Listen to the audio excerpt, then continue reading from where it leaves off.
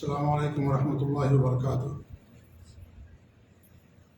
الحمد للہ رب العالمین، واشهد ان لا الہ الا اللہ وحدہ لا شریک لہ، واشهد ان محمدا عبدہ ورسولہ صلی اللہ علیہ وعلی آلہ وعلی اصحابہ ومن اہتدی بہدیہ واستنى بسنتہ الی یوم الدین، وبعد۔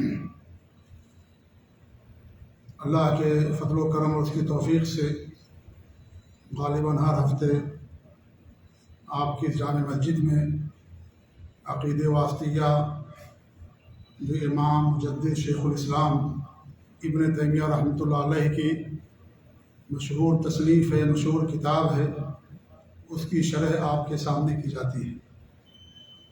اس کتاب میں مصنف رحمۃ اللہ علیہ نے جو فرقہ ناجیہ ہے، طائفہ منصورہ ہے، جو جہنم سے نجات پانے والی جماعت ہے، اور جس جماعت کی اللہ رب العالمین نے قیامت تک کے لیے مدد کا وعدہ کیا ہے، اس جماعت اور اس فرقے کے عقیدے کو انہوں نے بیان کیا ہے۔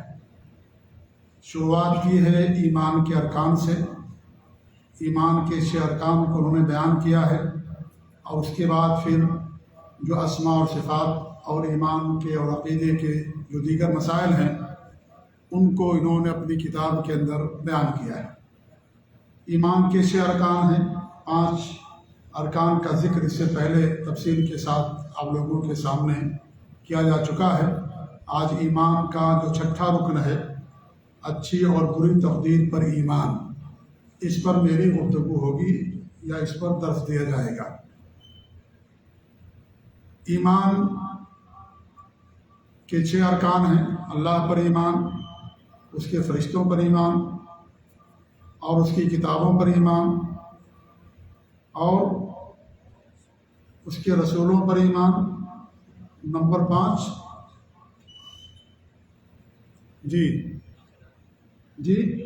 یوم آخرت پر ایمان۔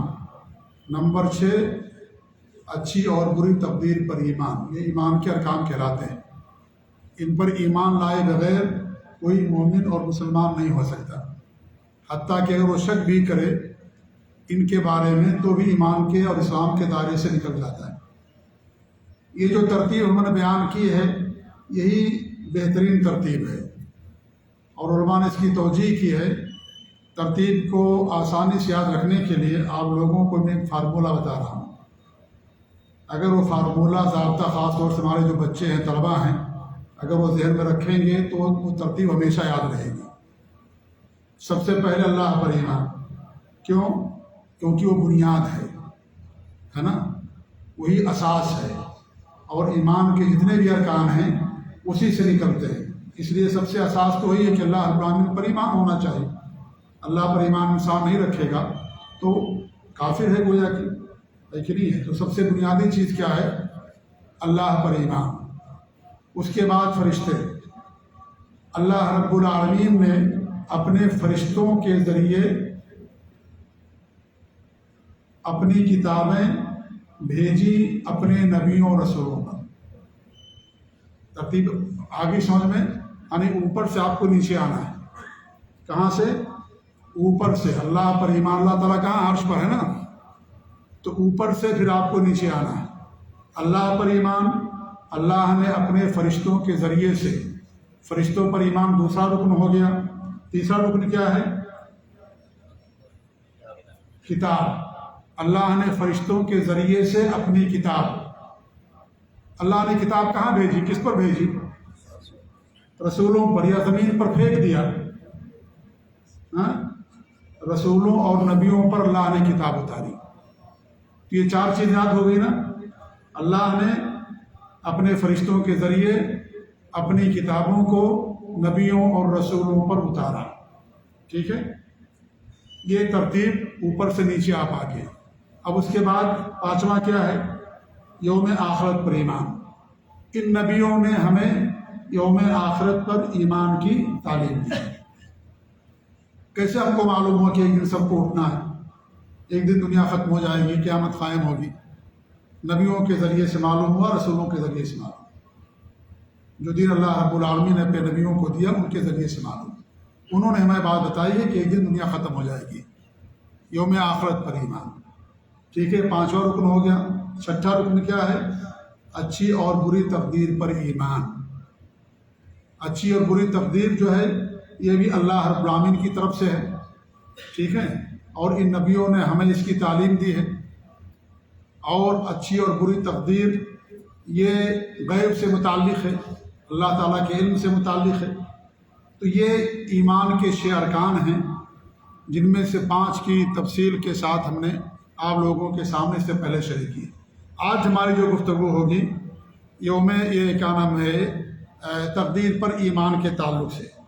تقدیر پر ایمان یہ قرآن سے، حدیث سے، اجماع امت سے اور عقل سے بھی ثابت شدہ چیز ہے.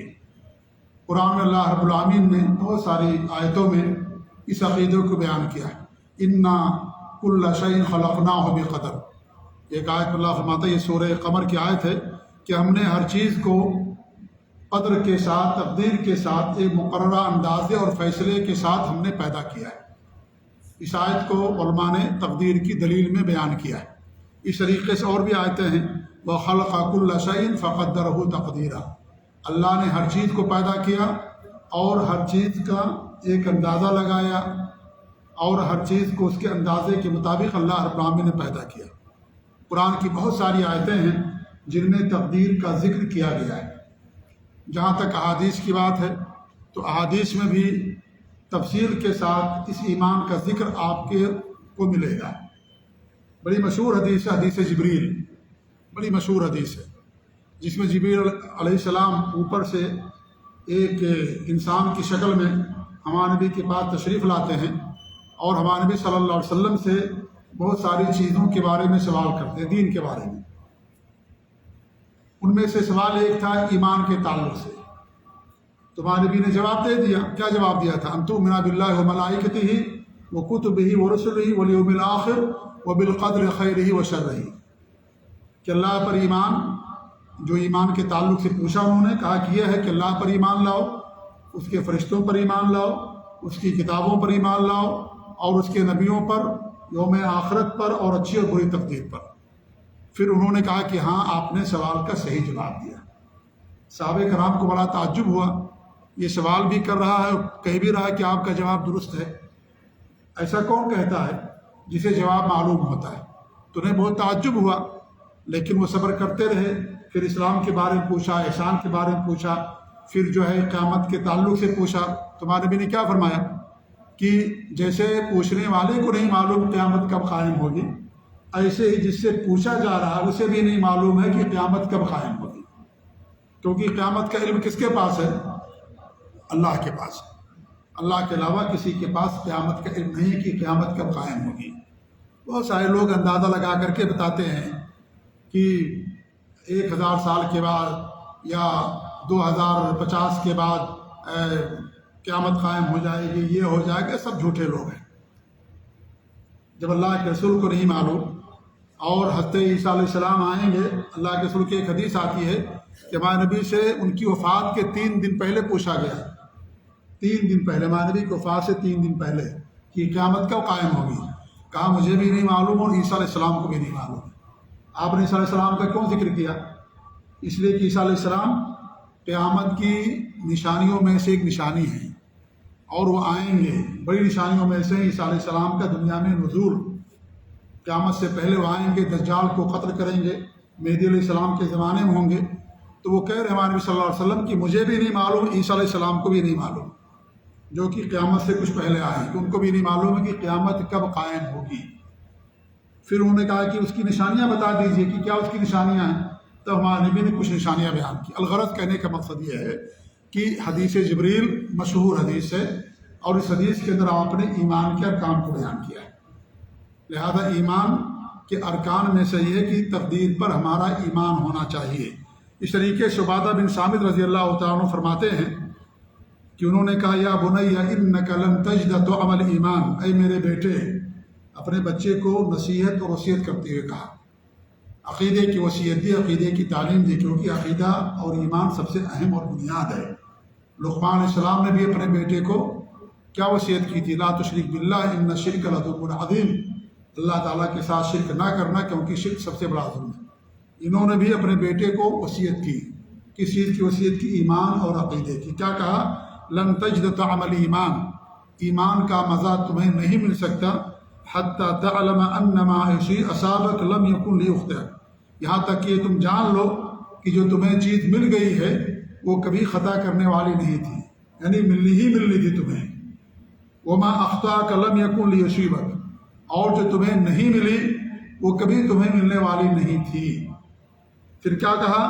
سمعت رسول اللہ صلی اللہ علیہ وسلم، میں نے اللہ کے رسول صلی اللہ علیہ وسلم کو فرماتے ہوئے سنا، ان اول ما خلق اللہ القلم، اللہ نے سب سے پہلے کیا پیدا کیا؟ قلم کو پیدا کیا. فقال اکتب، تو اللہ نے کہا کہ تو لکھ دے. تو قلم نے کہا کہ کیا میں لکھوں؟ قال اکتب مقادیر کل شیء حتی تقوم الساعہ، ہر چیز کی تقدیر کو تم لکھ دو یہاں تک کہ قیامت قائم ہو جائے، یعنی قیامت تک جو بھی چیزیں ہونے والی ہیں ہر چیز کے بارے میں تم لکھ دو. پھر وہ کہتے ہیں یا بنی سمعت رسول اللہ صلی اللہ علیہ وسلم یقول من مات علی غیر ھذا فلیس منی، اے میرے برخوردار، میں نے اللہ کے رسول صلی اللہ علیہ وسلم کو فرماتے ہوئے سنا ہے جو اس عقیدے کے علاوہ کسی اور پر مرے گا وہ ہم میں سے نہیں ہوگا، یعنی جس کا تقدیر پر ایمان نہیں ہوگا گویا کہ ہم مسلمانوں میں سے نہیں ہے وہ. تو تقدیر پر ایمان یہ ایک اہم رکن ہے، اس کا انکار کرنا کفر ہے. انسان اسلام کے دائرے سے نکل جاتا ہے اگر کوئی تقدیر کا انکار کرتا ہے. اس پر اجماع ہے تمام علماء کا، حافظ ابن حجر نے اور اس طریقے سے امام نووی نے اور بہت سارے علماء نے اجماع نقل کیا ہے، اور یہ عقل سے بھی یہ چیز ثابت ہوتی ہے. کوئی انسان مرنا نہیں چاہتا لیکن موت آتی کہ نہیں آتی ہے؟ آتی ہے. انسان بیمار ہونا چاہتا ہے لیکن بیماری آتی کہ نہیں آتی ہے؟ آتی بیماری. انسان بہت سارا کام کرنا چاہتا ہے، بزنس مین بننا چاہتا ہے، تجارت میں کامیاب ہونا چاہتا ہے، کچھ ہوتے ہیں کچھ نہیں ہوتے. آخر کیوں نہیں ہوتے کچھ لوگ؟ اللہ رب العالمین کی مشیت نہیں ہوئی، اللہ نہیں لکھا تھا ان کے لیے، اس لیے ان کو مال نہیں ملا، بزنس مین نہیں بنے وہ. یہ کیوں ایسا ہوتا ہے؟ اللہ رب العالمین کے علم اور اس کی تقدیر کے مطابق ہوتا ہے. انسان لاکھ کوشش کر لے موت سے بچ نہیں سکتا، لاکھ کوشش کر لے، اگر اللہ نے اس کے لیے مالداری نہیں لکھی مالدار نہیں ہو سکتا، ہے کہ نہیں؟ لاکھ کوشش کر لے. اس کا مطلب یہ ہے کہ ہے کوئی ذات جو علیم و خبیر ہے، جس نے سب کی تقدیر لکھ دی ہے، سب کے بارے میں فیصلہ کر دیا، اور یہ فیصلہ اللہ رب العالمین نے اپنے علم اور حکمت کی بنیاد پر کیا ہے. جی تو انسان کی عقل بھی کہتی ہے کہ سب کچھ ہم نے کیا لیکن پھر بھی ہمیں کامیابی نہیں ملی. کیا وجہ ہے؟ یہاں تقدیر ہے، اللہ رب العالمین کا فیصلہ، اللہ کا حکم ہے اور اس کے علم کے مطابق اللہ نے فیصلہ کیا ہے. اور جیسا کہ میں نے کہا کہ اس کا انکار کرنا کفر ہے. کچھ بھی کر لے اللہ تعالیٰ اس کی کوئی نیکی قبول نہیں کرے گا جو تقدیر کا انکار کر دے گا. یہ اسلام اور ایمان کے ارکان میں سے ہے. سب سے پہلے جس نے تقدیر کا انکار کیا اس آدمی کا نام ہے معبد الجہنی. وہ بصرہ کا رہنے والا تھا. بصرہ شہر کو کس نے بسایا ہے؟ حضرت عمر رضی اللہ تعالیٰ عنہ نے اس شہر کو بسایا تھا. عراق کو فتح کیا، عراق میں بصرہ ہے نا، بصرہ شہر کو حضرت عمر رضی اللہ عنہ نے بسایا تھا. تو وہاں ایک شخص پیدا ہوا جو حسن بصری کا شاگرد تھا.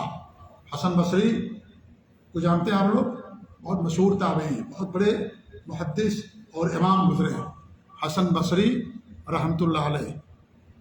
وہ معبد الجہنی اس کا وہ امام حسن بصری کا شاگرد تھا، لیکن شاگرد ہونے سے گارنٹی نہیں مل جاتی ہے کہ آپ حق پر ہی ہیں. ہر انسان کا دل اللہ تعالیٰ کی انگلیوں کے درمیان ہے. اللہ تعالیٰ جس کو جہاں چاہے پھیر سکتا ہے.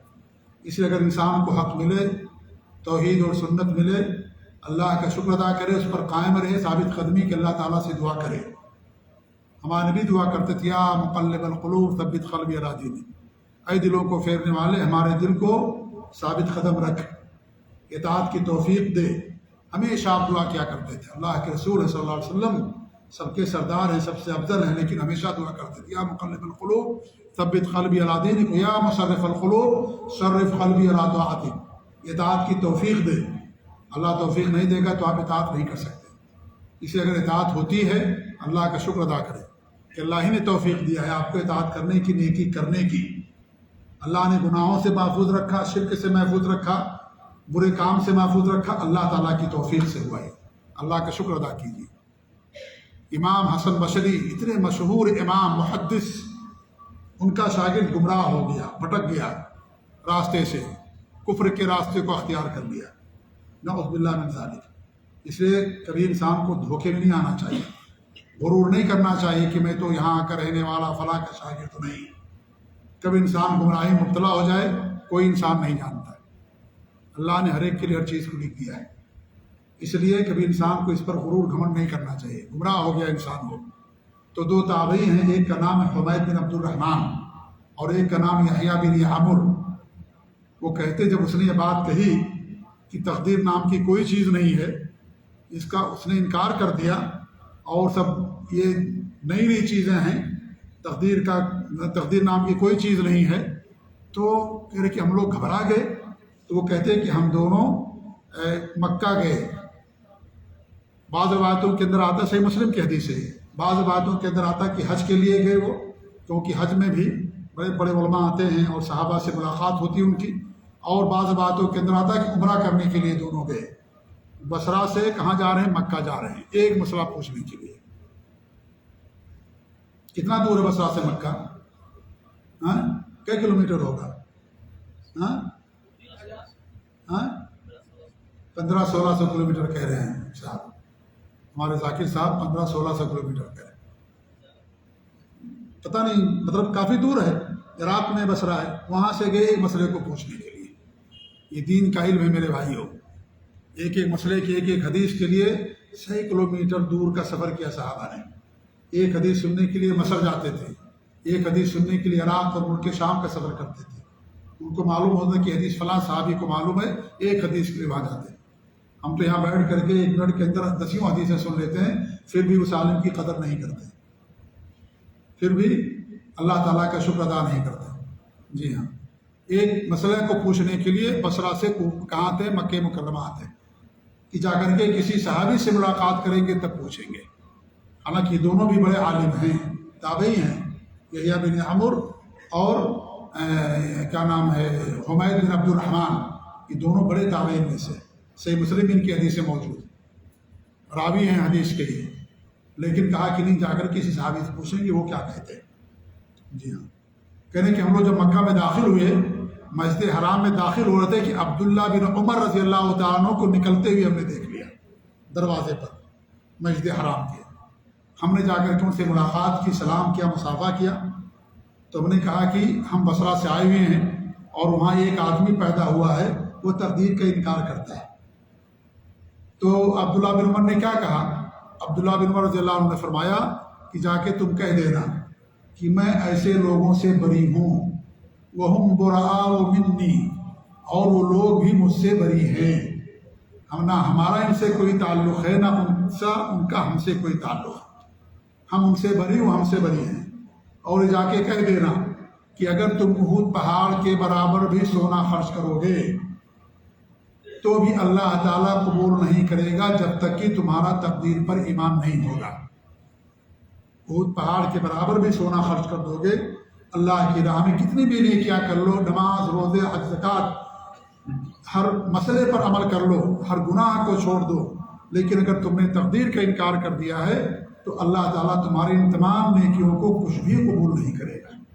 جا کے ان سے کہہ دینا کہ میں ایسے لوگوں سے بری ہوں جب تک کہ وہ تقدیر پر ایمان نہ لے آئیں۔ تو ایمان کے ارکان میں سے ہمارا ایمان ہی مکمل نہیں ہوگا، ہم صاحب ایمان ہوں گے ہی نہیں اگر تقدیر پر ہمارا ایمان نہیں ہوگا، نہ ہم اہل ایمان ہوں گے۔ لہذا تقدیر پر ایمان رکھنا یہ بنیادی رکن ہے جو ایمان کے ارکان میں داخل ہے۔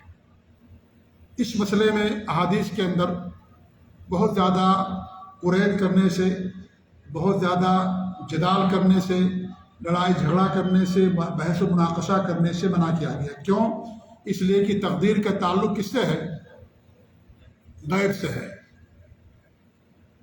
تقدیر کا تعلق کس سے ہے؟ غیب سے۔ کسی کو نہیں معلوم کہ ہماری تقدیر کے اندر کیا لکھا ہوا ہے، غیب سے تعلق ہے۔ اس کا علم اللہ کے علاوہ کسی کے پاس نہیں۔ نمبر 2، یہ علم اللہ نے کسی کو نہیں دیا ہے۔ کہ ہماری تقدیر میں فلاں کی تقدیر میں کیا لکھا ہے. جب اس کے بارے میں ہمارے پاس علم نہیں ہے تو اس کے بارے میں قریدنا، اس کے بارے میں مناقشہ کرنا، لڑائی کرنا، جھگڑا کرنا، مجادلہ کرنا کیسے جائز ہوگا؟ سنن ترمذی کی حدیث ہے، ابن ماجہ کی حدیث ہے، اور عبداللہ بن عمر بن عاص رضی اللہ تعالیٰ عنہ حدیث کے راوی ہیں. وہ کہتے ہیں کہ صحابہ کرام تقدیر کے بارے میں گفتگو کر رہے تھے. کس کے بارے میں؟ تقدیر کے بارے میں گفتگو کر رہے تھے. ہمارے نبی صلی اللہ علیہ وسلم کا وہاں سے گزر ہوا تو جب آپ نے ان کی گفتگو سنی تو آپ ناراض ہو گئے، اور اس طرح ناراض ہو گئے کہ آپ کے رخسار مبارک میں انار نچوڑ دیا گیا ہے. انار سرخ ہوتا ہے نا، آپ کے رخسار مبارک ایک دم سرخ ہو گئے غصے کی وجہ سے. یہ تعبیر ہوتی ہے کہ آپ کا چہرے مبارک سرخ ہو گیا، اور کہا کہ میں تمہارے درمیان موجود ہوں، کیا تم کو اسی کے لیے پیدا کیا گیا ہے؟ کیا تم لوگوں کو اسی بات کا حکم دیا گیا ہے کہ تم اس مسئلے کے اندر اختلاف کرو، آپس میں مجادلہ کرو؟ آپ صلی اللہ علیہ وسلم ناراض ہو گئے. عبداللہ بن عمر بن عاص فرماتے ہیں کہ میں جس مجلس کے اندر بھی حاضر نہیں ہوتا تھا مجھے بہت افسوس ہوتا تھا. صحابہ کرام کی کسی بھی دینی مجلس کے اندر جب میں حاضر نہیں ہوتا تھا تو مجھے بہت افسوس ہوتا تھا. یہ واحد مجلس ہے جس میں نہ حاضر ہونے پر مجھے فخر ہے کہ میں اس میں حاضر نہیں ہوا الحمدللہ. کیوں؟ اس لیے کہ ان میں حاضر ہونے والوں پر آپ نے ناراضگی ظاہر فرمائی. اس لیے میں خوش ہوں کہ اس مجلس کے اندر میں حاضر نہیں ہوا جس مجلس میں لوگ تقدیر کے بارے میں گفتگو کر رہے تھے، مناقشہ کر رہے تھے. تو تقدیر کے بارے میں مناقشہ کرنے سے منع کیا گیا ہے. ٹھیک ہے، اس لیے اس کے بارے میں لڑائی جھگڑا نہیں کرنا چاہیے انسان کو. یہ اس کا تعلق ایمان سے، ہمارا ایمان ہونا چاہیے کہ ہمارے ایمان ہے کہ تقدیر ہے ہماری. اور اس کے علاوہ بہت زیادہ تفصیل میں اور ڈیپ اور گہرائی میں اور بہت زیادہ اس کے بارے میں مناقشہ کرنے سے انسان کو بچنا چاہیے. شریعت میں اس سے منع کیا گیا ہے. اور پھر انشاءاللہ آگے کتاب کے اندر بھی تقدیر کے بہت سارے مسائل بیان کریں گے.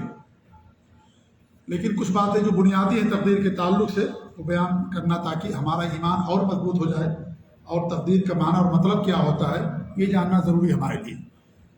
قضا اور قدر کہا جاتا ہے اس کو. تقدیر ہم اپنی اردو زبان میں کہتے ہیں، عربی زبان میں اس کو قضا اور قدر کہا جاتا ہے. قضا اور قدر دو لفظ ہے لیکن دونوں کا معنی اور مطلب ایک ہی ہے. قضا کے معنی ہوتے ہیں بنانے کے، حکم اور فیصلہ کرنے کے. قدر کے معنی ہوتے ہیں اندازہ کرنے کے. تو لغت کے اعتبار سے فرق ہے لیکن معنی اور شریعت کی اصطلاح میں دونوں کے اندر کوئی فرق نہیں. کوئی آدمی آپ سے پوچھے کہ تقدیر کا مطلب کیا ہے تو آپ کیا بتائیں گے؟ کوئی آپ سے پوچھے قضا قدر کی بات کرتے ہو، تقدیر کی بات کرتے ہو، تقدیر کا کیا مطلب ہے، کیا آپ اس کا جواب دیں گے؟ اس کا جواب اس طریقے سے دیں گے کہ دیکھیے تقدیر کا مطلب ہے نمبر 1 کہ اللہ رب العالمین کو ہر چیز کا علم ہے، شروع سے لے کر کے اور ازل سے ابد تک. کوئی چیز ہوئی یا نہیں ہوئی، اگر ہوگی تو کیسے ہوگی، پوری تفصیل، پوری جزیات کا اللہ رب العالمین کو علم ہے. ہر چیز کے بارے میں اللہ کا علم ازلی اور ابدی، شروع سے ہے جس کی کوئی ابتدا نہیں ہے اور آخر تک ہے جس کی کوئی انتہا نہیں ہے. اللہ رب العالمین کا علم. ٹھیک ہے، یہ پہلی چیز ہو گئی. دوسری چیز کیا ہو گئی کہ اللہ رب العالمین نے اپنے علم کے مطابق ہر چیز لکھ دی لوح محفوظ میں. ہر چیز کہاں لکھ دی؟ لوح محفوظ میں اللہ رب العالمین نے ہر چیز کو لکھ دیا. یہ دوسری چیز ہو گئی. تیسری چیز کیا ہوئی؟ اللہ رب العالمین کی مشیت سے وہ چیز ہوگی. اللہ کی مشیت نہیں ہوگی تو چیز نہیں ہوگی. نمبر 4، اللہ رب العالمین نے اس چیز کو پیدا کیا اور اس چیز کے کرنے کے لیے اسباب بھی پیدا کیا. اس کو تقدیر کہا جاتا ہے. تو آپ اسے بتائیں گے کہ تقدیر کے اندر 4 چیزیں، یا تقدیر کا مطلب یہ ہے کہ اللہ رب العالمین ہر چیز کے بارے میں جاننے والا ہے. اللہ نے اپنے علم کے مطابق ہر چیز کو لوح محفوظ میں لکھ دیا. نمبر 3، اللہ رب العالمین کی مشیت کے بغیر کوئی چیز ہوتی نہیں ہے. نمبر 4، اللہ رب العالمین نے جو فیصلہ کیا اس فیصلے کو بھی اللہ نے پیدا کیا، اس کے لیے اللہ رب العالمین نے اسباب پیدا کیے اور اسباب اس آدمی کے لیے مہیا کیے. یہ 4 چیزیں تقدیر کے اندر آتی ہیں. اس لیے علماء نے بیان کیا کہ تقدیر کے 4 مراتب ہیں. کتنے مراتب ہیں؟ 4 اس کے مراتب ہیں، 4 سیڑھیاں سمجھ لیجیے۔ پہلی سیڑھی کیا ہو گئی؟ پہلا مرتبہ کیا ہو گیا جی؟ علم۔ بھائی ابھی تو بتایا نا، علم یہ بنیاد ہے۔ علم، اللہ نے جو بھی فیصلہ کیا علم کے مطابق فیصلہ کیا نا۔ آدمی جو بھی فتویٰ دیتا ہے علم کے مطابق دیتا ہے، جج فیصلہ کرتا ہے علم کے مطابق اور پڑھائی کے مطابق فیصلہ کرتا ہے۔ تو علم کے مطابق اللہ رب العالمین نے سب کی تقدیر لکھی، سب کا فیصلہ لکھا۔ تو سب سے بنیادی چیز کیا ہے؟ کیا ہے؟ اللہ رب العالمین کا ہر چیز کا جاننا، اور اس کی بے شمار دلیلیں ہیں قرآن کے اندر۔ ان اللہ بما تعملون علیم، جو تم کرتے ہو اللہ تعالیٰ اس کا علم رکھنے والا ہے۔ بہت ساری آیتیں جن میں اللہ رب العالمین نے اس بات کو بیان کیا۔ نمبر 2 میں نے کیا بتایا تھا؟ لکھنا۔ ابھی حدیث آپ کے سامنے میں نے پڑھی تھی نا، حضرت عبادہ بن صامت نے کیا فرمایا تھا اپنے بیٹے سے کہ اللہ رب العالمین نے سب سے پہلے قلم پیدا کیا اور اسے کہا لکھ دو۔ تو اس قلم نے کے ذریعے سے اللہ رب العالمین نے سب کی تقدیر لکھ دی، سب کا فیصلہ اس قلم نے لکھ دیا۔ قرآن میں بھی اللہ نے بیان کیا ہے، الم تعلم ان اللہ یعلم ما فی السماوات والارض ان ذلک فی کتاب۔ کیا تم نہیں جانتے کہ اللہ رب العالمین کو جو کچھ آسمانوں میں ہے زمینوں میں ہے، اللہ رب العالمین کو سب کا علم ہے۔ ان ذلک فی کتاب، اور یہ کتاب کے اندر لکھا ہوا ہے، کتاب ہے لوح محفوظ کے اندر۔ ان ذلک اللہ یسیر، اور یہ چیز اللہ رب العالمین پر بہت آسان ہے۔ اس طریقے سے اللہ کے رسول کی حدیث ہے، صحیح مسلم کی روایت ہے کہ اللہ رب العالمین نے کتب اللہ مقادیر الخلائق قبل ان یخلق السماوات والارض ب50,000 سنہ، 50,000 سال پہلے آسمان و زمین کی تخلیق سے، آسمان اور زمین کی تخلیق سے 50,000 سال پہلے اللہ رب العالمین نے ہر مخلوق کی تقدیر کو لکھ دیا ہے۔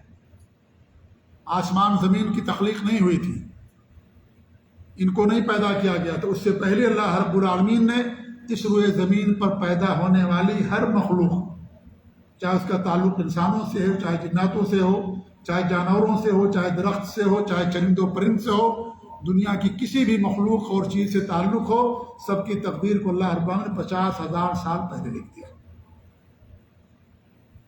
تو اللہ رب العالمین نے اپنے علم کے مطابق ہر ایک کی تقدیر لکھ دی۔ یہ دوسری چیز ہوگی لکھنا۔ اس لیے ہم کہتے ہیں کہ لکھا کرو۔ یہ جو کہتے ہیں نا سب ختم ہو جائے گا، کل پوچھوں گا نہیں بتا پائیں گے آپ لوگ، کل ہی بھول جائیں گے سب۔ اس لیے بتاتے تھے علماء کہ آپ کا جو علم ہے اس کو کیا نام ہے، کیسے آپ مقید رکھیں گے، محفوظ رکھیں گے۔ ایک تو آپ اپنے دماغ میں محفوظ رکھیں، دوسرے لکھ لیں۔ کیا کر لیں؟ اس کو لکھ لیں، لکھیں گے تب وہ محفوظ رہے گا، ورنہ ابھی 1 گھنٹے بعد پوچھوں گا بھول جائیں گے آپ لوگ، نہیں بتا پائیں گے۔ مجھے پورا یقین ہے ہو سکتا ہے کہ آدمی بتا دے ورنہ اکثر نہیں بتا پائیں گے۔ ہم سنتے ہیں چلے جاتے ہیں، بیچارہ عالم بولتا رہتا ہے، کچھ نہیں، مزاج ہی نہیں ہمارا لکھنے پڑھنے کا، علم حاصل کرنے کا۔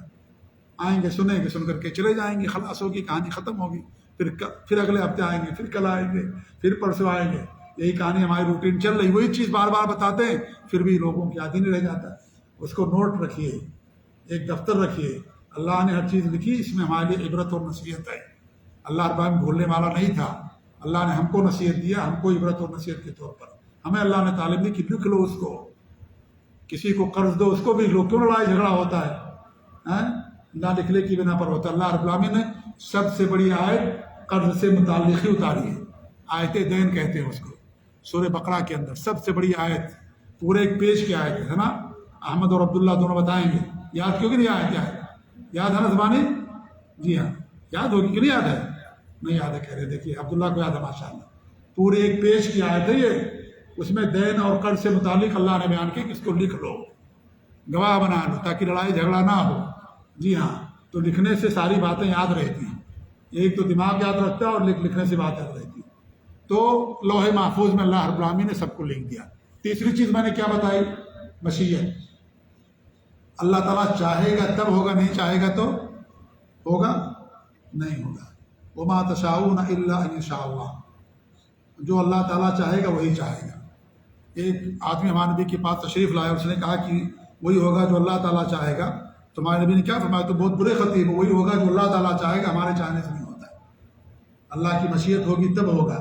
ہم تو سب چاہتے ہیں کہ جو ہے ہمارے بیٹے ایک دم کامیاب ہوں، سب ڈاکٹر بنے، انجینئر بنے، عالم بنے، محدث بنے، سب بزنس مین بنے، ہم بھی ایک دم زبردست بڑی بڑھیا گاڑی ہو، بہترین بیوی ہو، اور جو ہے کیا نام ہے بہترین محل ہو، سب کچھ ہو. کیا ہوتا ہے؟ کچھ کو ملتا کچھ کو نہیں ملتا. ہر انسان چاہتا ہے. وما تشاءون الا ان شاء اللہ. ہمارے اور آپ کے چاہنے سے نہیں ہوگا، اللہ تعالیٰ چاہے گا تب ہوگا. یہ مشیت، یہ تقدیر کا تیسرا مرتبہ اور تیسرا زینہ اور تیسری سیڑھی ہے. مشیت اللہ کی کہتے ہیں بے اللہ کی مشیت، یعنی اللہ تعالیٰ نے چاہا تب ہوا. چوتھی چیز کیا میں نے بتائی؟ اس کو پیدا کرنا، اس کے لیے اسباب پیدا کرنا.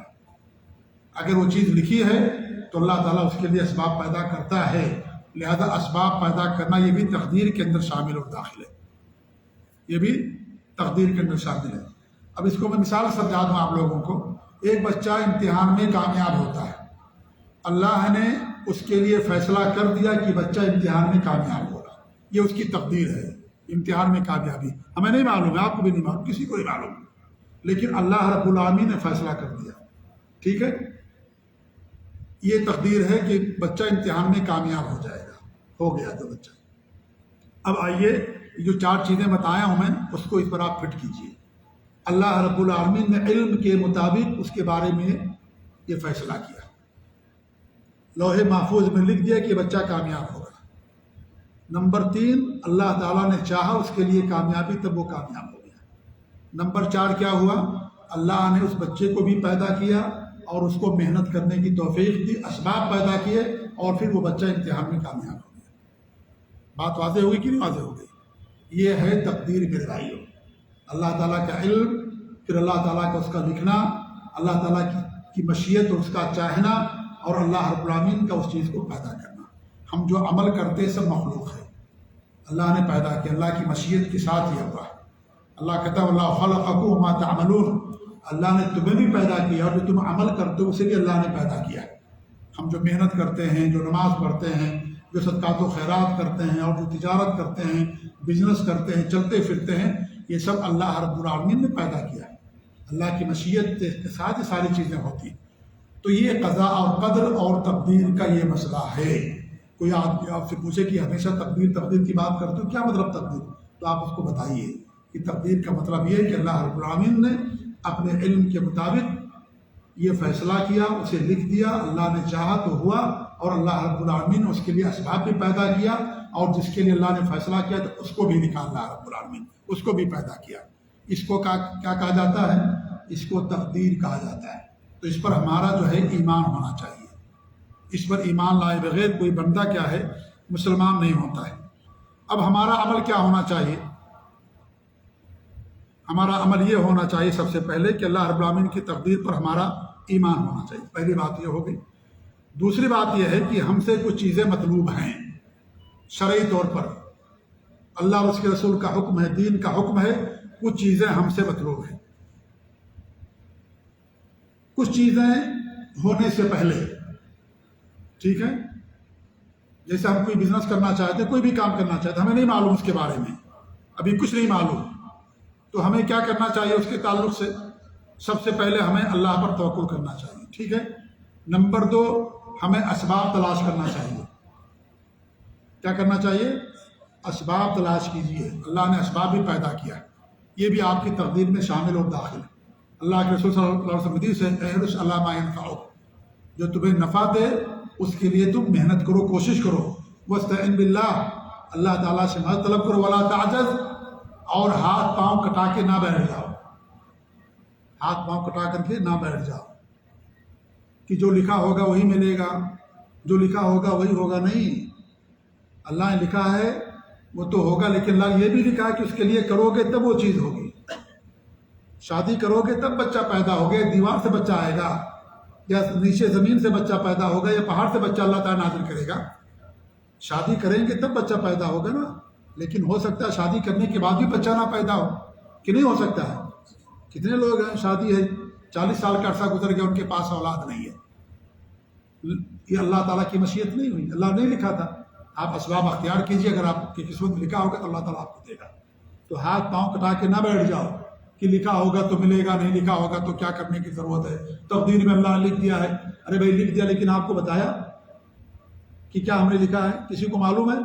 کسی کو نہیں معلوم۔ پھر آپ کیوں سوچتے ہیں کہ میری تقدیر میں یہی بات لکھی؟ آپ اچھی چیز کیوں نہیں سوچتے؟ آپ یہ کیوں نہیں سوچتے کہ میں سب سے دیندار انسان بنوں گا، اللہ نے میرے لیے لکھا ہے، میں زیادہ مالدار بنوں گا، اللہ کی راہ میں صدقات و خیرات کروں گا؟ آپ یہ کیوں نہیں سوچتے؟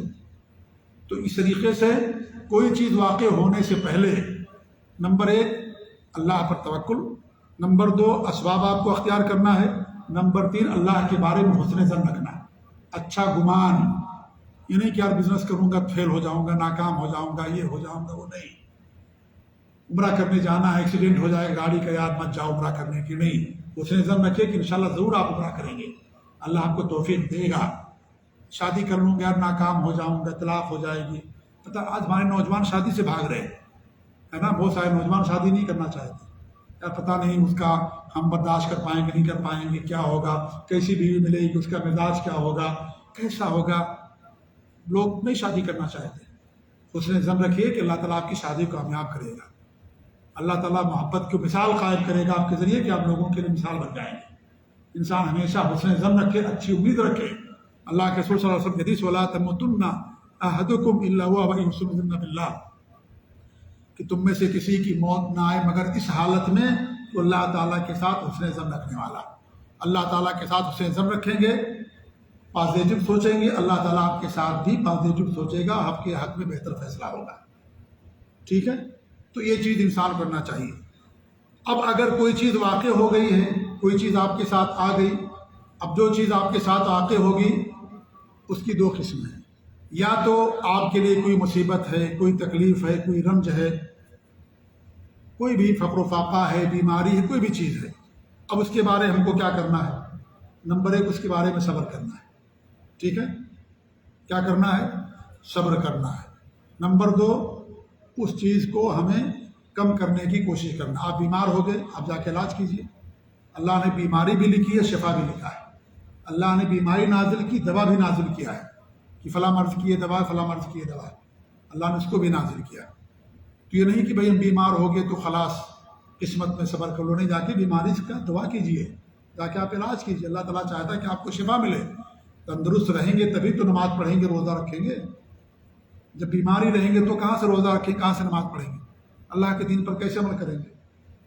فقر و فاقہ ہے، غربت ہے، مالداری نہیں ہے، نوکری نہیں ہے، نہ ڈھونڈیں آپ تو کہاں سے مالداری آئے گی؟ اللہ تعالیٰ چاہتا ہے کہ بھئی آپ کے پاس مال آئے، اللہ کے خیر کے لیے خیر کا کام ہو، اللہ کی راہ میں آپ خرچ کیجئے۔ جب مال ہی نہیں رہے گا تو کہاں سے خرچ کریں گے؟ آپ دوسروں کے سامنے تو ہاتھ پھیلائیں گے کہ بھئی کھانے کا دے دو، جو ہے کپڑے کا دے دو، سفر کا خرچ دے دو۔ تو اللہ رب العالمین چاہتا ہے تو اس کے لیے آپ کوشش کیجئے۔ ٹھیک ہے، اس چیز کو دور کرنے کی کوشش کیجئے۔ یہ کیا ہے؟ یہ دوسری چیز ہے۔ نمبر 3 اللہ رب العالمین کی ذات سے مایوس نہ ہوں، اللہ کی ذات سے مایوس نہ ہوں، جزا فضا نہ کریں، اور اس طریقے سے کیا نام ہے، مایوسی کا شکار نہ ہو آپ کہ بھئی میں تو بیمار، ہمیشہ بیمار رہتا ہوں، میں نے بہت کوشش کر لیا، مجھے کوئی نوکری نہیں ملتی ہے، مجھے نوکری نہیں ملے گی، میں نے بہت بزنس کر لیا، بزنس نہیں کر پاؤں گا، میں نہیں، اللہ کی ذات سے مایوس نہ ہوں۔ آپ کوشش جاری رکھیں، آپ جو بھی محنت کریں گے اللہ تعالیٰ اس کا اجر دے گا۔ اگر آپ بزنس میں ناکام ہو گئے، مان لیجئے آپ کی محنت رائے گا نہیں گئی ہے، آپ نے اللہ کے حکم کے مطابق اسباب اختیار کیا، وہ بزنس جو حلال ہے وہ اس کو آپ نے کیا، ناکام ہو گئے، صبر کریں، اور یہ جو آپ نے پوری محنت کی، پورا پیسہ لگایا، اللہ تعالیٰ اس پر آپ کو اجر دے گا۔ اگر آپ کی نیت درست تھی تو، اگر آپ کی نیت ٹھیک تھی تو، اگر برا بزنس کر رہے تھے حرام کام کا تو گناہ ہوگا، لیکن اگر حلال بزنس کیا اور اس لیے کر رہے تھے کہ ہم کو مالداری آئے گی، ہم اللہ کی راہ میں خرچ کریں گے، آپ کو نقصان ہو گیا، اللہ تعالیٰ اس کی بھرپائی کرے گا اجر و ثواب کے ذریعے، اور اللہ رب العالمین آپ کو اجر و ثواب عطا کرے گا۔ وہ آپ کی محنت رائے گا نہیں جائے گی۔ اگرچہ آپ کا بزنس ناکام ہو گیا، لیکن جو آپ نے محنت کی اس محنت کا اللہ رب العالمین آپ کو پھل دے گا، اس محنت کا ثواب اللہ تعالیٰ آپ کو دے گا، کیونکہ آپ نے اچھی محنت کی جو مطلوب ہے شریعت کے اندر۔ ٹھیک ہے، 3 چیزیں ہوگی۔ چوتھی چیز یہ کہ زمانے کو، تقدیر کو گالی نہ دیں، برا نہ کہیں۔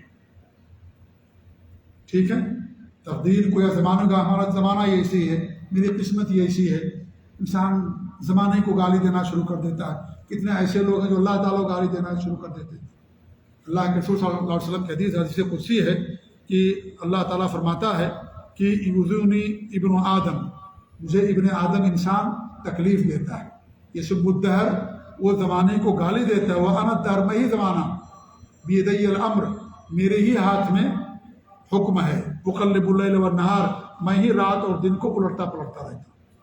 رات لانا، دن لے جانا، دن کا لانا، رات کا لے جانا کس کے ہاتھ میں ہے؟ رات اور دن کے بدلنے سے زمانہ بدلتا ہے، وقت بدلتا ہے، اللہ تعالیٰ وہی کرتا ہے۔ تو زمانہ اللہ رب العالمین کے ہاتھ میں، لہٰذا آپ زمانے میں گالی دیتے ہوئے کہ اللہ رب العالمین گالی دیتے، اللہ کو تکلیف ہوتی ہے کہ دیکھو میرا بندہ صحیح راستے سے بھٹک رہا ہے، اس لیے تکلیف ہوتی ہے۔ اللہ تعالیٰ کوئی تکلیف پہنچا سکتا ہے؟ اللہ کوئی نقصان پہنچا سکتا ہے؟ نہیں کوئی نقصان پہنچا سکتا ہے۔ تکلیف اس لیے ہوتی ہے کہ ایک بندہ اللہ کے راستے سے، صحیح راستے سے بھٹک رہا ہے، اس کا ایمان ہونا چاہیے، صبر کرنا چاہیے، کوشش کرنی چاہیے، تو کرنے کے بجائے زمانے ہی کو گالی دیتا ہے، اپنے آپ کو نہیں پوچھتا، زمانے کو گالی دیتا ہے۔ تو زمانے کو گالی دینا یہ گویا کہ اللہ رب العالمین گالی دے رہا ہے۔ زمانہ کا پیدا کرنے والا، رات دن کا بنانے والا اللہ رب العالمین ہے۔ تو یہ چار چیزیں ہونی چاہیے۔ اگر کوئی مصیبت آئے، کوئی رنج اور تکلیف آئے، نمبر 1 ہم صبر کریں، نمبر 2 اس کو دور کرنے کی کوشش کریں۔ اگر موت ہے تو اس کو انسان دور نہیں کر سکتا ہے، کچھ چیزیں ایسی جس کو انسان دور نہیں کر سکتا، اس پر آپ کو راضی رہنا ہے اور یہ سمجھنا ہے کہ اسی کے اندر ہمارے لیے خیر ہے، ٹھیک ہے۔ اگر کوئی ایسی چیز جس کو آپ دور کر سکتے ہیں، بیماری ہے یا اس طریقے سے فقر و فاقہ ہے، کوئی چیز ہے، اولاد نہیں ہو رہی، آپ دعا کرائیے، اللہ سے دعا بھی کیجیے، دعا بھی کرائیے، آپ اس کو دور کر سکتے ہیں۔ اللہ نے رب العالمین لکھا ہوگا تو آپ کو دعا کے ذریعے سے اللہ رب العالمین اپنے فضل سے آپ کو اولاد دے گا، تو اس کو دور کرنے کی کوشش کیجیے۔ اللہ کی ذات سے مایوس نہ ہوں، نمبر 3۔ نمبر 4 زمانے کو گالی نہ دیں، زمانے کو برا نہ کہیں۔ زمانے کو برا کہنا اللہ کو تکلیف پہنچتی ہے، اللہ کو گالی دینے کے مرادف ہے، کیونکہ زمانے کا خالق اللہ رب العالمین۔ 4 چیزیں کرنا اگر مصیبت پہنچتی، اور اگر کوئی نعمت ملتی تو کیا کرنا چاہیے؟ اللہ کا شکر ادا کرنا چاہیے، اللہ کا شکر ادا کرنا چاہیے۔ نمبر 2 جس کے ذریعے سے وہ نعمت آپ کو ملی ہے اس کا بھی شکر ادا کیجیے۔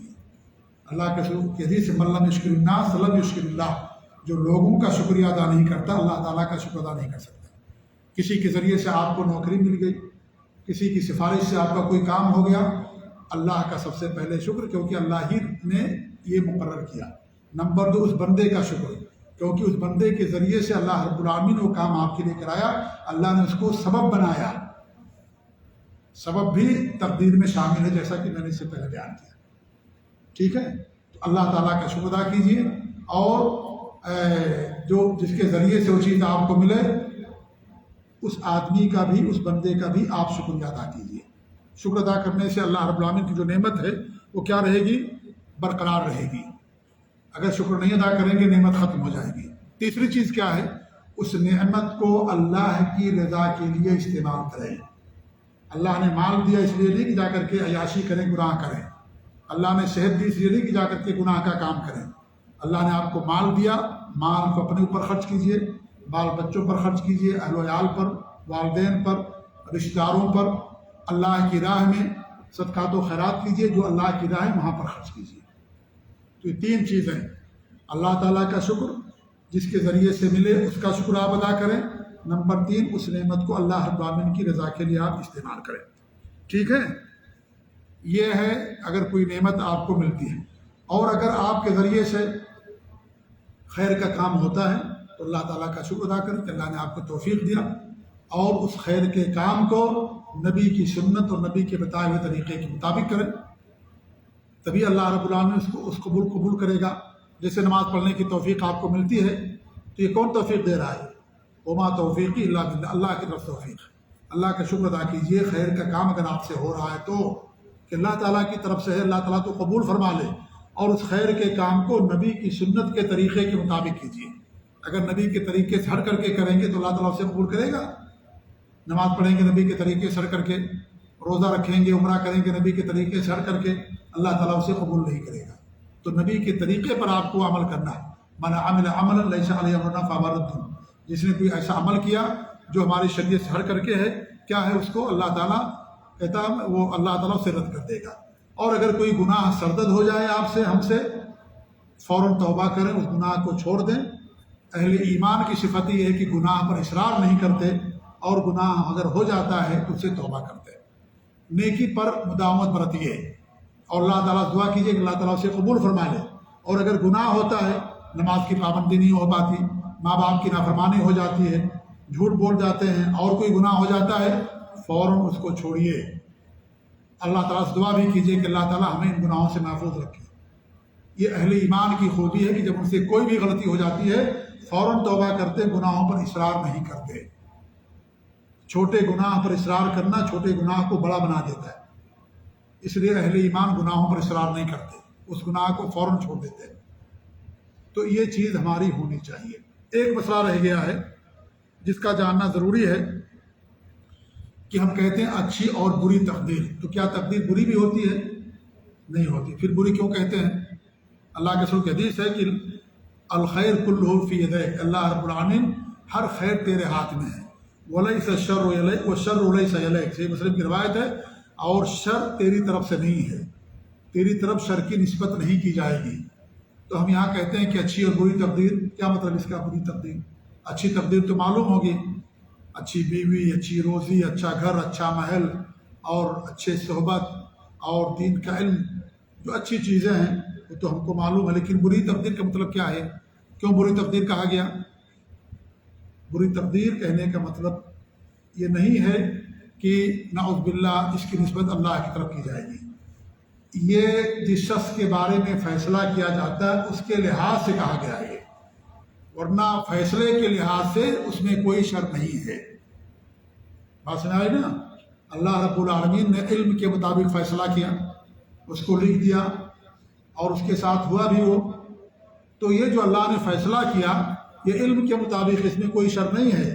لیکن جس کے ساتھ یہ معاملہ ہوا اس کو دیکھ کر کے شر کہا جاتا ہے کہ یہ چیز اس کے لیے نقصان دہ ہو گئی، ورنہ اس کے اندر شر نہیں ہے. آپ بات سمجھے کہ نہیں سمجھے؟ نہیں بات سمجھ آئی ہے؟ مثال سے سمجھیے. آپ جاتے ہیں عدالت میں، دو فریق، ایک کے حق میں جج فیصلہ کرتا ہے اور ایک حق میں فیصلہ نہیں آتا ہے. تو جس کے حق میں فیصلہ نہیں ہوا وہ فیصلہ اس کا شر ہے؟ فیصلہ شر نہیں، اس کا حق ہی نہیں تھا. وہ زمین ہے، اس زمین کے بارے میں دو لوگ لڑ رہے ہیں، زمین کسی ایک کی ہوگی یا دونوں کی ہوگی؟ دونوں کا مقدمہ چل رہا ہے. جج نے فیصلہ کیا بھی زمین فلاں صاحب کی ہے، دوسرے آدمی کے حق میں فیصلہ نہیں ہوا، تو کیا اس کا جو فیصلہ ہو وہ شر ہے؟ نہیں، اس کا فیصلہ شر نہیں ہے. کیوں؟ اس لیے کہ وہ اس کا مستحق ہی نہیں ہے، اس کا حق ہی نہیں رکھتا ہے، وہ اس کے لیے شر نہیں ہے، وہ فیصلے میں شر نہیں ہے کیونکہ وہ اس کا حق نہیں رکھتا ہے. امتحان ہوا، بچہ امتحان میں فیل ہو گیا. اب اس میں کیا نام ہے؟ عالم کا ممتحن. ممتحن کو آپ قصوروار ٹھہرائیں گے کہ ممتحن نے اس کے حق میں برا فیصلہ کر دیا. جب بچے نے لکھا ہی نہیں تو کیسے ہے وہ حق رکھتا ہے پاس ہونے کا؟ حق رکھے گا پاس ہونے کا؟ نہیں رکھے گا. تو شر نہیں ہے اس کا فیصلہ کیونکہ وہ اسی کا مستحق ہے، شر نہیں ہے. تو اللہ رب العالمین نے جو بھی فیصلہ کیا ہے اس میں کوئی شر نہیں ہے. وہ شر نسبی ہے، اس آدمی کے لحاظ سے کہہ دیا جاتا ہے کہ بھائی چلو باپ کی وفات ہوگی، شوہر کی وفات ہو گئی، اب وہ بچے ہیں چھوٹے چھوٹے، ان کا کون ہوگا؟ یہ اس لحاظ سے انسان اس کو شر کہہ دیتا ہے، ورنہ اللہ رب العالمین کے فیصلے میں کوئی شر نہیں ہے. اب اللہ تعالیٰ نے ایسا کیوں فیصلہ کیا؟ اللہ رب العالمین جاننے والا، اللہ حکیم حکمت کے لحاظ سے کیا ہے. ہو سکتا ہے بعد میں وہ انسان کفر کا راستہ اختیار کر لیتا، اللہ بہتر جانتا ہے. اسے اللہ کیا فرماتا ہے؟ وہ آسان تک رہو شہر میں خیر لکم. ہو سکتا ہے جس چیز کو تم برا سمجھو اسی میں تمہارے لیے خیر ہو، اسی میں تمہارے لیے بھلائی ہو. حضرت خضر علیہ السلام نے کشتی توڑ دیا تھا، بھلائی تھی اس میں؟ ہاں بھلائی تھی؟ نہیں بھلائی تھی، ظاہر میں نہیں بھلائی تھی. حضرت خضر نے بچے کو قتل کر دیا. قتل کرنا اچھا ہے کہ برا ہے؟ برا ہے نا، لیکن قتل کرنے ہی میں خیر تھا. کیوں خیر ہو گیا؟ کیونکہ بچہ جب بڑا ہوتا تو ماں باپ کے لیے کفر کا ذریعہ بن جاتا. اس کے پیار محبت میں ماں باپ لوگ ایمان کو چھوڑتے تھے، کفر اور شر کا راستہ اختیار کر لیتے. اللہ رب العالمین وحی کے ذریعے سے خضر علیہ السلام کو بتایا. کشتی توڑ دیا، بظاہر نقصان اس کے اندر، لیکن اسی کے اندر بہتری تھی کیونکہ کشتی بچ گئی. جو مسکین لوگ تھے ظالم بادشاہ نے کشتی نہیں لیا اور مسکین لوگ اس کو استعمال کرتے تھے، ان کی روزی روٹی کا ذریعہ تھا۔ تو اللہ رب العالمین جو فیصلہ کرتا ہے، اللہ رب العالمین بڑی حکمتوں والا ہے، حکمت کے لحاظ سے فیصلہ کرتا ہے۔ اگر بیماری نہ ہو، موت نہ ہو، یہ ساری پریشانی نہ، تو کون اللہ تعالیٰ کو یاد کرے گا؟ یہ بچھو اور یہ زہریلے جانور یہ انسان کے لحاظ سے شر ہے، لیکن اللہ رب العالمین نے خیر کے ان کو پیدا کیا۔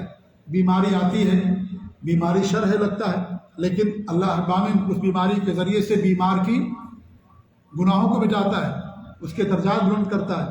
آپ بیمار کی یاد کرنے جاتے ہو، آپ کو اللہ رب العالمین اجر بھی دیتا ہے، تو کتنا فائدہ اس کے اندر ہو گیا۔ اس کے لیے عبرت اور نصیحت بھی ہوتی ہے، وہ صحت کی قدر بھی کرتا ہے، کتنا فائدہ اس کے لیے ہو گیا۔ ایک دو فائدہ ہوا، بہت سارا فائدہ ہو۔ تو اللہ رب العالمین نے جو کچھ بھی کیا ہے، کیا کیا ہے؟ حکمت کے لیے کیا ہے۔ سب مالدار ہو جائیں گے تو آپ کا کام کون کرے گا؟ گھر میں آ کر کے آپ کا برتن کون دھلے گا؟ سب جب مالدار ہو جائیں گے۔ آپ کی بیوی تو آرام کر رہی ہیں، آپ نے ایک نوکر لگا کے رکھا، گھر میں آتا ہے بیچارہ، برتن دھل کے چلا جاتا ہے صفائی کر کے، اچھی بات ہے۔ اگر آپ سب کے پاس پیسہ آ جائے گا تو گھر میں کون کام کرے گا؟ کوئی کرے گا؟ دنیا کا نظام چلے گا؟ نہیں چلے گا دنیا کا نظام۔ اللہ رب العالمین نے حکمتوں کے لیے ایسا کیا ہے۔ تو یہ اس لیے نہ سوچیں کہ بھئی تقدیر بھی کیا ہمارے لیے اسی لکھا، نہیں، اللہ نے بڑی حکمت کے ساتھ دنیا پیدا کی ہے۔ ہمیں حکمتوں کا علم بھی نہیں ہے، کتنی ساری حکمتیں اللہ رب العالمین کے ایک کام کے اندر ہوتی ہیں، ہم نہیں ان کو گن سکتے، ہم ان کو نہیں بتا سکتے۔ جی ہاں، ایک انسان زنا کرتا دنیا کے اندر اس کو سزا مل جاتی ہے، اگر اسلامی قانون ہو، بظاہر تو یہ بھائی کہ اس کو سزا ملے گی، شر ہے اس کے لیے، لیکن اسی پر اس کے لیے خیر ہے۔ یہ دنیا میں سزا مل گئی، آخرت میں نہیں ملے گی۔ نمبر ایک، دوسروں کی عبرت اور نصیحت ہے، کوئی دوسرا اس کے قریب نہ جائے ورنہ تمہیں بھی سزا دی جائے گی، عزتیں محفوظ رکھ دی جائیں گی ہیں سب کی، کوئی کسی کی عزت سے کھلواڑ نہ کرے۔ وہ خود اس کے لیے نصیحت ہے تاکہ وہ بھی نہ جائے کبھی دوبارہ اس کے پاس۔ تو اس لیے اللہ نے جو بھی فیصلہ کیا ہے، اللہ کے فیصلے میں کوئی شر نہیں ہے، یہ انسان کے لحاظ سے کہہ دیا جاتا ہے، ٹھیک ہے، اور ہو سکتا ہے اسی کے اندر ہمارے لیے بھلائی ہو۔ ہمارے نبی کی والد کی وفات کب ہوئی تھی؟ آپ اپنی ماں کے پیٹ میں تھے، 4 سال کے ہوئے دادا کا انتقال ہوا، 6 سال کے ہوئے والدہ کا انتقال ہو گیا، یتیم کی زندگی گزاری۔ کوئی جانتا تھا کہ یتیم ہیں دنیا کے سردار بنیں گے؟ آج کتنے ایسے لوگ ہیں کہ ماں باپ ان کے نہیں ہیں، لیکن ماشاءاللہ جو ہے بہت کامیاب ہیں، بہت زیادہ کامیاب ہے۔ آپ لوگوں میں سے کچھ لوگ جانتے ہوں گے، ایک صاحب آئے تھے، ہاں ہمارے کیا نام، ندیم بھائی، ہندوستان سے دھنباد کے علاقے کے، جھارکھنڈ کے علاقے کے، ان کے پاس جو ہے ایک صاحب ہیں، ان کے ماں باپ کا انتقال ہو گیا تھا بچپن ہی میں، ان کی خالہ نے پالا یا ان کے چچا نے پالا، تو اللہ نے ان کو بہت مال دیا۔ انہوں نے باقاعدہ بچیوں کے لیے، جو یتیم بچیاں ہیں ان کے لیے انہوں نے باقاعدہ ایک بڑا اسکول اور مدرسہ قائم کیا، اپنی پوری زمین پر انہوں نے قائم کیا۔ یتیم بیچارہ، ماں کا انتقال ہو گیا، باپ کا بھی انتقال ہوگا، چچا یا چچی نے اس کو پالا، اور انہوں نے اللہ ان کو پیسہ دیا، انہوں نے باقاعدہ ایسی بچیوں کے لیے، بچوں کے لیے ایک بہت بڑا مدرسہ ہی انہوں نے قائم کر دیا کہ جو بھی ایسا رہیں گے ہم سب کو فری تعلیم دیں گے اپنے مدرسے میں، کیونکہ میں اس دور سے گزرا ہوں، میں بھی یتیم تھا۔ کون جانتا بھائی کہ ماں باپ، کسی کے ماں باپ بھی موجود ہیں، سپورٹ بھی موجود ہے، سب کچھ ہے، لیکن بچہ کامیاب نہیں ہوتا ہے۔ سپورٹ بھی ہے، باپ نے خوب 10 لاکھ 20 لاکھ 1 کروڑ دے دیا بزنس کے لیے، سب ختم ہو گیا، نہیں کامیاب ہو سکا۔ ماں باپ بھی موجود، سب کچھ موجود ہے، نہیں کامیاب ہو۔ تو اللہ تعالیٰ کی مشیت میرے بھائیوں، اس لیے آپ نہ سمجھے کہ کوئی بھی اللہ فیصلہ کرے آپ اس کے فیصلے پر راضی رہیے، اسی کے اندر اللہ تعالیٰ خیر رکھتا ہے۔ اور اگر کوئی ایسی چیز ہے جس کو آپ دور کر سکتے اس کو دور کرنے کی کوشش کیجیے، محنت کیجیے، ہاتھ پاؤں کٹا کے نہ بیٹھیے، یہ اللہ رب العالمین کا فیصلہ ہے، اللہ رب العالمین کا حکم ہے۔ کیا ہم تقدیر پر بھروسہ کر سکتے ہیں؟ ہاں، تقدیر کا بہانہ بنا سکتے ہیں؟ ہاں، کہ نماز نہیں پڑھیں گے اللہ نے جنت لکھی ہوگی، جنت مل جائے گی؟ نہیں، اللہ نے جنت کب لکھی؟ جب نماز پڑھیں گے تب لکھی ہے۔ اور ہم کو کیا معلوم کہ اللہ نے کیا لکھا ہمارے لیے؟ کسی کو معلوم ہے؟ پھر بہانہ کس بات کا کہ ہم بہانہ بنا لیں، ہم کیا کام نہیں کریں گے؟ جب بیمار ہو جاتے ہیں تو سوچیں کہ اللہ نے ہمارے لیے بیماری لکھی، دوا نہیں کرائیں گے؟ کرائیں گے دوا نا، اللہ نے دوا کرنے کا حکم دیا۔ اس لیے تقدیر کا بہانہ کوئی نہیں بنا سکتا، تقدیر کا بہانہ اس لیے نہیں بنا سکتے کیونکہ اللہ رب العالمین نے اس کا علم کسی کو نہیں دیا۔ جب آپ کو پتہ ہی نہیں کہ ہماری تقدیر نے کیا لکھا ہے تو آپ بہانہ کیسے بناؤ گے کہ آپ محنت مت کرو، آپ کوشش مت کرو، آپ فلاں کام نہ کرو، آپ کو پتہ ہی نہیں ہے۔ ہو سکتا ہے اللہ رب العالمین نے آپ کے لکھا ہو کہ آپ کامیاب ہو گئے۔ اسی اللہ تعالیٰ کے بارے میں حسن ظن رکھیے، اچھی امید رکھیے، اللہ تعالیٰ اس کے اندر برکت دے گا۔ یہ چند مسائل تھے جو میں نے آج کے درس میں بیان کیا ہے، کچھ اور باتیں انشاءاللہ آگے کے درس میں آئیں گی۔ اللہ تعالیٰ دعا کہ اللہ رب العالمین ہمارے ایمان کے اندر پختگی پیدا فرمائے، اللہ رب العالمین ہم کو ایمان اور عقیدے پر رکھے، اور اللہ رب العالمین ہمیں کی سنت پر رکھے۔ آمین۔ وصلی اللہ علیہ محمد وعلی آلہ وصحبہ اجمعین۔ جزاکم اللہ خیر۔ السلام علیکم و رحمۃ اللہ وبرکاتہ۔